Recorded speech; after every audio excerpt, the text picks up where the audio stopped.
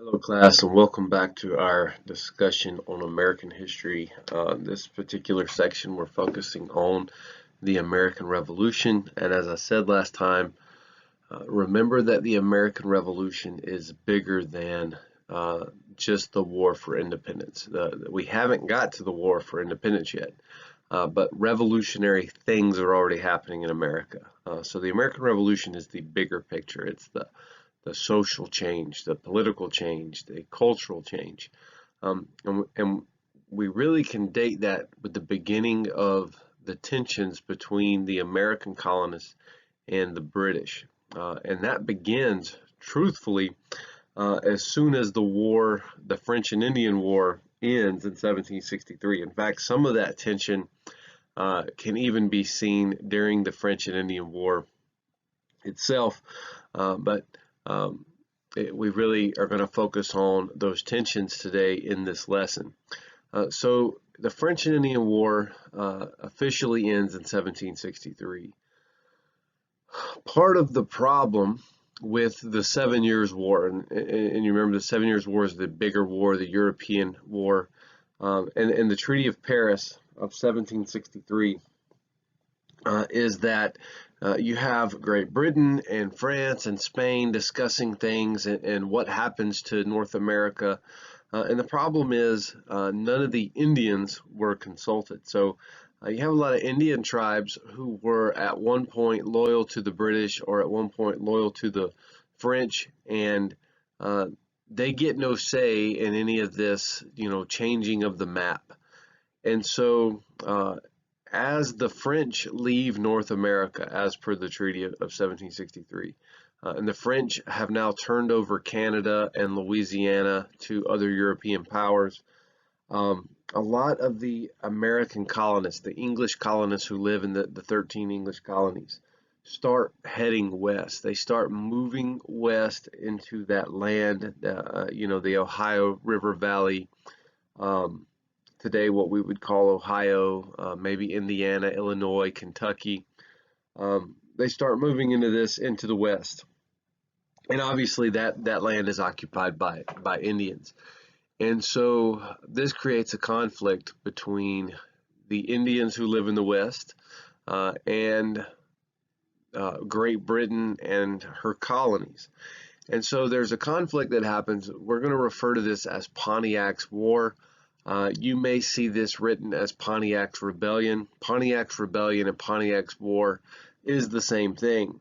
And that it's interesting that those two names sort of exist, because those two names, while war and rebellion are similar, they are different, because rebellion implies that you are fighting against your own government, whereas war implies a war, fighting between two sovereign governments. And so your interpretation of this event, depending on how you see these Indians who live within this realm of British America, are they rebels or are they sovereign? It is debated. But anyway, we have this war, Pontiac's War or Pontiac's Rebellion, however you want to look at it, between these Indians and British expansion. Now, Pontiac, he is in Ottawa. And if you remember, when we had our last lesson and we talked about the French and Indian War, we mentioned that Pontiac was at the Battle of Monongahela. So Pontiac he was a French allied Indian. Now, of course, the territory in which he lives belongs to Great Britain. And so again, this is part of the problem. Do these Indians, are their loyalties or their alliances supposed to change to Britain now that Britain owns the land? That's a problem that wasn't dealt with properly. And so Pontiac is fighting against this British expansion, particularly the American colonists who are expanding into the west. Now, I mentioned that he's in Ottawa, but this is not the Ottawa Indians fighting against the British. This is actually a pan-Indian movement. So Indians from all different nations have joined together under Pontiac to fight against this expansion. In fact, Pontiac was inspired by another Indian named Neolin. Neolin is nicknamed the Delaware Prophet. Now we see the word Delaware, we might think of our modern, state of Delaware. The Delaware, they use that name Delaware to refer to a specific group of Indians who lived along the Delaware River. The more appropriate name for these Indians would be the Lenapes. So he's really the Lenape prophet. But people at the time called him Delaware. Neolin is not in Ottawa, but he is preaching a message that Indians should return to their traditional ways, go back to the way it was before the white man came. And so part of this requires them resisting, white expansion. So Neolin is sort of the cultural figure here, whereas Pontiac is more of the military figure here. But either way, there's this war, and with Britain, it lasts a few years, and eventually peace is made between Pontiac and the British. And the British do something to try to help make this peace that the colonists aren't going to like. Okay, so remember, we're talking about this revolution, right? This American Revolution. Well, here is something that happens that creates problems between the British and their American colonists. So 1763, the British draw a line down the map of British North America. And basically this line follows the Appalachian Mountains. So picture, a map of the United States, and remember, everything east of the Mississippi belongs to Britain. And so then you have that territory, everything east of the Mississippi, sort of bisected by the Appalachian Mountains. That is the line, all right? And so they're going to call this the Proclamation Line of 1763.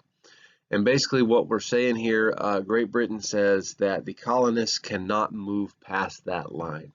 So even though all of the land all the way to the Mississippi River belongs to Britain, colonists are limited to the land east of the Appalachian Mountains. This is a problem for the colonists because if we go all the way back to 1607, back to Jamestown, no one has ever really told the colonists where they can't settle. Yeah, there's been treaties with Indians, but those treaties have been broken time and time again, and the colonists have continually looked for more land. We talk a lot about this idea of the American dream. The American dream is that anybody can make it and be successful and be wealthy. That really goes back to the idea of land. We're not a land-based society anymore since we have industrialized, but once upon a time, wealth was tied to land. And so what made America special to the Europeans was that it had so much land. And there was the idea that the land was ripe for the taking, that you could just go and settle where you wanted. And so the American dream was really tied to land, especially in the colonial period. And now the British government is saying, you're not allowed to move past this line, and the colonists are going to have a problem with that. So this really is the beginning of the end of something called benign neglect. If we think about those words, benign and neglect, benign means not harmful. If you went to the doctor because you had a malady, right? You had a lump under your arm or something, and the doctor did some tests and said, that lump, it's benign. It's nothing to worry about. Benign means not harmful. It's not good, but it's not bad. It's not harmful. And then neglect, we know what neglect is. And we tend to think of neglect as a bad thing. If I neglect my children, they're going to be taken away from me. If I neglect my house, it's going to fall apart. If I neglect, my yard, it's going to look like a jungle, and there's going to be snakes and bugs and all that stuff, right? So typically we see neglect as a bad thing, but benign means not bad, right? So for the most part, the English colonies and later the British colonies had lived under a position of benign neglect, meaning England, or Great Britain later, neglected its colonies, but it was not bad, right? The colonists liked being neglected. Think of it as teenagers who the parents have gone away for the weekend and left the teenagers home alone, right? They're going to be excited about that. They're going to like that. So the colonists, even though they were under British rule, they sort of actually ruled themselves, and they liked that. This ends with the end of the French and Indian War. Remember, one of the things that made the French and Indian War different was that the British Army had come to America. And so that British Army that came to America to help fight is still there. Now the colonies are under more of a direct British authority. So benign neglect is over. And they're not happy about this. And so there's things that the British are able to do that they've never really been able to do before. One of those is to police the colonies, patrol the colonies, enforce British laws like the Navigation Acts. But another thing is Britain actually has acquired a lot of debt fighting this war. Fighting this war in North America, there obviously caused debt. Wars cause debt, but also now Britain has increased the size of its empire. It now has Canada. It has all this land to the Mississippi. It has Florida. And so Britain has to maintain this larger empire while having to deal with all this debt that it got from fighting this war. And so in Britain, the assumption is it only makes sense that these colonists be taxed to pay for the war that just happened. And so Britain is going to start introducing revenue acts or taxes on the colonies. And previously they had not had to deal with this in the colonies. So again, this is benign neglect. And so let's talk about a few of these taxes, and not just taxes, but other rules too that Britain starts to enforce. So we've already seen the proclamation line where it says, hey, you're not allowed to move past this line. Obviously, the colonists are going to be upset about that, especially when we think about it. If we go back and remember, the French and Indian War started over that land in the West, and now the colonists aren't allowed to live there. Now, the first tax, all right, the first tax on the colonists is called the American Duties Act of 1764. Most of the time, we just refer to this as the Sugar Act, all right? So the Sugar Act and the American Duties Act of 1764 are the same thing. This is an indirect tax on certain goods, all right? Certain commodities like sugar, obviously, but also coffee and wine. Now, this being an indirect tax, what this actually means is the merchant pays the tax when these goods are imported. And so as individual consumers, you're not paying the tax directly, you are just paying a little bit higher price for these goods. And but this is the first tax. Now, the same year, Britain passes the Currency Act. This is a problem for the colonists. This act, the Currency Act of 1764, requires that the colonists use British money for certain transactions. Prior to this, the colonists had been using colonial money printed in the colonies, which was basically paper money. And Britain said, you know, that's not good enough for certain things. You're going to have to use British money. And the problem is the colonies didn't have a lot of British money. And so this was an inconvenience. It caused some financial problems. And then the following year, Britain passed the Quartering Act of 1765. So along with all of these soldiers that are now stationed in America, Britain has the duty to house and feed these soldiers. And so that's where the Quartering Act comes in. So the Quartering Act actually requires the colonists to provide, food and shelter for British soldiers if they require it. So that same year, 1765, Britain passes the Stamp Act. The Stamp Act is the first direct tax on the colonists, all right? Not the first tax, but the first direct tax. Basically, this requires all paper documents to have a stamp. It has to be printed on a certain type of paper, and you got to have a stamp. And again, this has to be paid. This is direct tax, so the colonists have to pay this tax directly by buying the stamp, and they have to do that in British currency because of the Currency Act. And so this really affects more colonists than any of the previous acts did.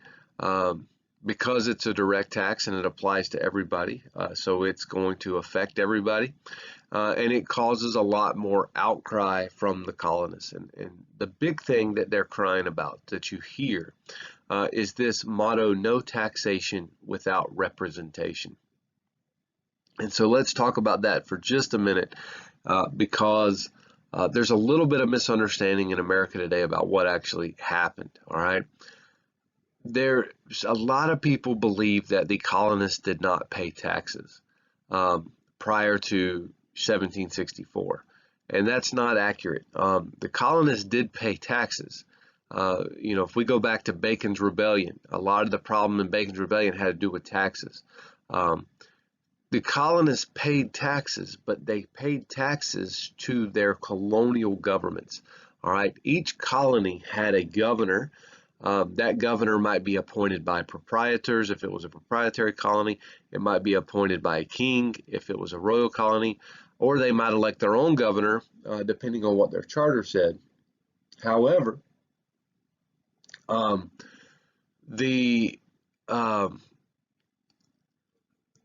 each colony also had an assembly, and these assemblies were elected by the people. So the colonies enjoyed representative government.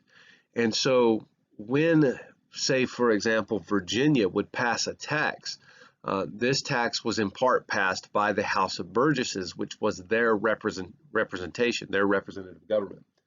What has happened here with these acts that are being passed in 1764, 1765 and beyond, is that these taxes are passed by Parliament, all right? Parliament being the legislative body in England.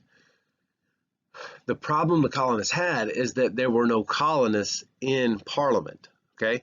So there were colonists in the House of Burgesses in Virginia. You had Virginians in the House of Burgesses.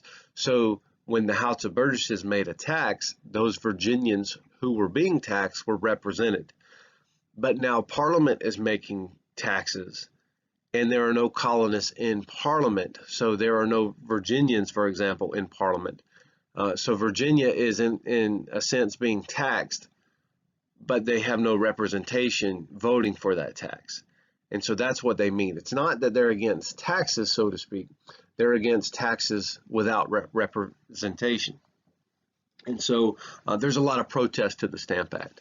Most famously, the biggest, I would say the most notorious protests happened in New England, especially in Massachusetts.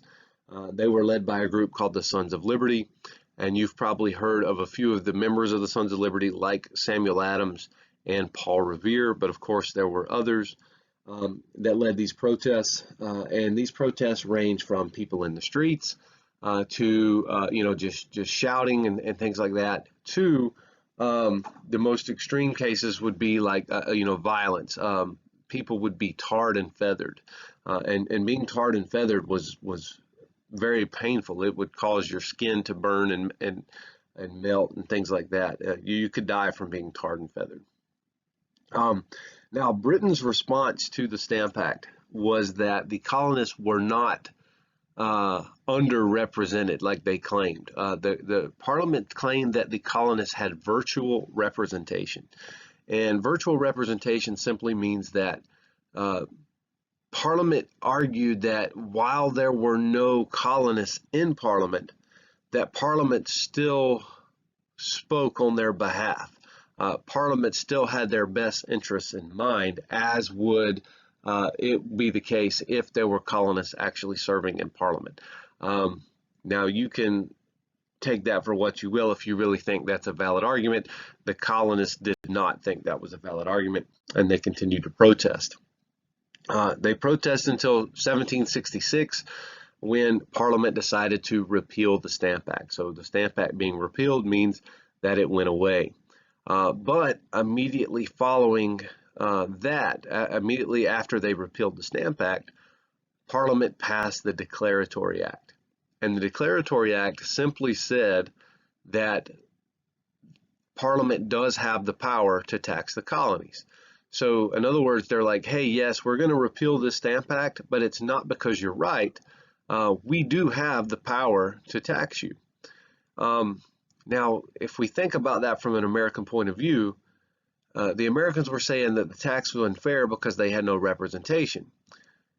Now, Parliament is saying, okay, well, we've passed a law that says we have the right to tax you, so there's no confusion. But from a colonial perspective, we still don't have any representation, so we can't just say, oh, okay, well, that makes sense, you passed a law, because again, this law was passed without colonial representation. All right, into 1767, Britain passes another set of laws called the Townshend Acts. Now, there are actually 5 separate laws or 5 separate acts that make up the Townshend Acts. But what we're going to really focus on is another Commerce Act similar to the Sugar Act. Okay, so it's an indirect tax, this time on other items like glass, lead, paint, paper, and tea. So very similar to the Sugar Act, but more similar to the Stamp Act is the colonial response. So the colonists are going to protest the Townshend Acts like they did the Stamp Act.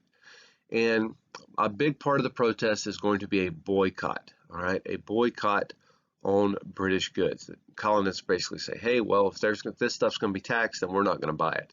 We're going to, just produce our own things. And of course, they continue to protest. This leads to an event called the Boston Massacre. So in Boston, colonists are protesting the Townshend Acts, and anytime you have a protest, you're obviously going to have law enforcement there, right? We've seen this in our own lives when you have these big protests on the news and things like that. The police are going to be there. It just so happens that in this case, the police are the British soldiers, and it's British authority that the colonists are protesting. So when protesters are face to face with the thing that they're actually protesting, sometimes that has a tendency to get out of hand, and that's what happened here. And the colonists started throwing things at these British soldiers. Originally it was snowballs, and then possibly some rocks, and the British soldiers ended up firing and killing 5 of these colonists. Now, this is, as we know from our own lives, because we've seen similar things in America with, police shootings and protests and things like that, that the media can spin these things in such a way to get the response that they want. And so the point I'm making about that is you actually see a picture here. And in this picture, it looks like the British are in a military formation firing on innocent civilians. That picture was made by Paul Revere. And we've already mentioned Paul Revere was a member of the Sons of Liberty. So he was against British authority to begin with. But Paul Revere by trade was a silversmith. During this time, we didn't have cameras yet, and so if you wanted to mass produce an image, we did have the printing press. We could mass produce writing, but we couldn't mass produce images the way we can now, like with cameras. But what you could do is you could have a skilled craftsman like Paul Revere carve a relief of an image, and then that image could be, like a big stamp. It could mass produce an image. And so this article explaining the Boston Massacre, along with Paul Revere's image that he created, his own artistic interpretation of the Boston Massacre, is really sort of what spreads through the colonies. And so regardless of what really happened, it doesn't really matter. It only matters what people think happened, because that's what they respond to. And so people are really mad about the Boston Massacre. In fact, these British soldiers are arrested and they are tried. Now, here's something interesting about that. John Adams, who is a cousin of Samuel Adams, who we know to be, on the Sons of Liberty. And if you don't know, John Adams will be our second president, and he will have an important part in writing the Declaration of Independence. But he defends these British soldiers. It's not that he is pro-British, but he believes in the right that everyone should have a fair trial. And so John Adams is a lawyer, and he defends these British soldiers in this trial, and they are acquitted. As a result of this, though, because of the negative publicity and all that, Parliament repeals the Townshend Acts. So the Townshend Acts are repealed with one exception. Okay, they leave the tea tax. So remember, the Townshend Acts was part of it was an indirect tax on several items. One of those was tea. They leave that one item taxed, the tea tax. And the whole point of this was to just prove a point. They were trying to prove the point that Parliament has authority over the colonies, and they will tax them if they see fit. So there's this one tax, the tea tax, that remains. All right. Fast forward a few years, and we get the event known as the Boston Tea Party. So let's examine that. So as we just mentioned, the tea tax is the only remaining tax, but Parliament changes a law. Parliament passes a law that says all tea in the colonies must be imported by the East India Company. Now, the East India Company is a privately owned company. It's a business, but a lot of the shares in this business were owned by members of Parliament.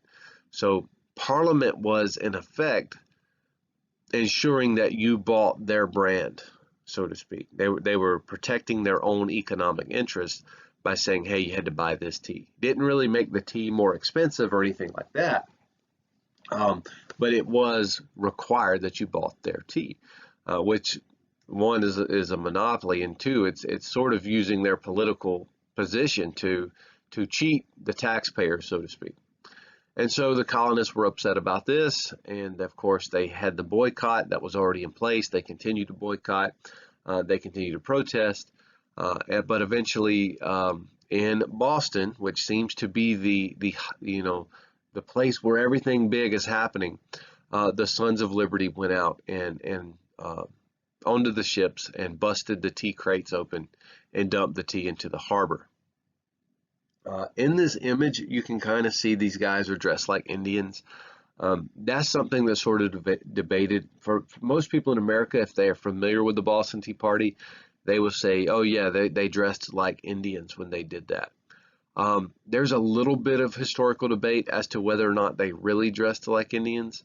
Some people have argued that no, they were just, all they had done was paint their faces to sort of conceal their identity a little bit. But then there's another argument that the colonists start to sort of embrace the image of Indians a little bit, especially on the East Coast, because it's sort of what makes them different than Britain. Obviously, these are white English-speaking colonists, and so they're very similar to English-speaking Englishmen. And so to separate their identity a little bit, they start embracing this Indian imagery. So there's a chance maybe they weren't dressed like Indians, but if they were, it would make sense. In response to the Boston Tea Party, Parliament passes another set of laws. This one is specific to Massachusetts. So again, this is just a law that affects Massachusetts because Massachusetts seems to be the problem. Everything seems to be happening in Boston. And so these laws are called the Coercive Acts of 1774. Now the word coerce means to force. All right, so basically Parliament is saying we're going to force you to behave. We're going to force you to follow the rules. But the Americans, they refer to these as the Intolerable Acts. All right, now I use the word American just then, but I want to be clear that these colonists aren't really thinking of themselves as Americans the way we think of ourselves as Americans. These colonists would have seen themselves as being from Massachusetts but they still would really identify as Englishmen. But again, as I just sort of mentioned, that's kind of changing a little bit. And again, that's part of what makes this a revolution. If you look at this image here, you see an Indian woman basically being molested, and they're pouring tea down her throat. Now, this Indian woman represents America because, again, how do you draw America? How do you present this image of America when the people involved are actually white English-speaking people? Well, you use that Indian identity to do that. So these coercive acts, or as the colonists would call them, intolerable acts, is 5 parts. It's 5 separate acts. And again, for the most part, they affect just Massachusetts. There's actually one called the Quebec Act. We're not too worried about the Quebec Act. But what they do is they close Boston's port. Boston's port is the lifeblood of its economy. So by closing the port, it's going to hurt Boston's economy. It revokes Massachusetts' charter. Massachusetts was a self-governing colony, so it elected its own governors and its own assembly, dating all the way back to the Puritans, but that has been revoked. And then we have the Administration of Justice Act and the Quartering Act, which is basically going to put Massachusetts under martial law. So Massachusetts is now under the direct authority of Great Britain, being enforced by British soldiers. In response to this, the colonies decide to have a meeting. All right, so this meeting of the colonies is called the First Continental Congress. Now, really and truthfully, it would just have been called the Continental Congress, but we're going to call it the First Continental Congress because there will be a Second Continental Congress. So this takes place in 1774, late 1774, and it's basically to deal with the intolerable acts. So basically what the colonies do, they get together and they say, okay, what are we angry about? All right, so they're going to declare their grievances. They agree to continue to boycott British goods. So the boycott that's been happening, to keep that going. And then lastly, to start getting ready, all right, start training the colonial militias. The colonial militias were required by law to train anyway. All the way back to their founding, they were required to have a militia and to be able to defend the colonies. Remember, Britain didn't provide any defense for the colonies until the French and Indian War. So, but now they're doing this in response to Great Britain, which is interesting. Out of the colonies, only 12 colonial participants went to the First Continental Congress. And you go, okay, well, 12 out of 13. Well, not quite. Okay, so Georgia was not there. So when we think of the 13 colonies, Georgia was not at the First Continental Congress. Georgia is very small. It's a very small colony. It's kind of an irony in that because Georgia is the biggest state east of the Mississippi River today, but during this time, Georgia was very small population-wise. It did not have a lot of people there. And remember, Georgia was a little different than the other colonies. So there was a strong British presence in Georgia, even from its beginning, that made Georgia reluctant to join the First Continental Congress. Now, Georgia will join the Second Continental Congress. So things will change between the First Continental Congress and the Second. But Georgia is not present at the First Continental Congress. But there are also these other English colonies in America that like Nova Scotia and Newfoundland, these British colonies that are not part of the 13, these British colonies that are in Canada.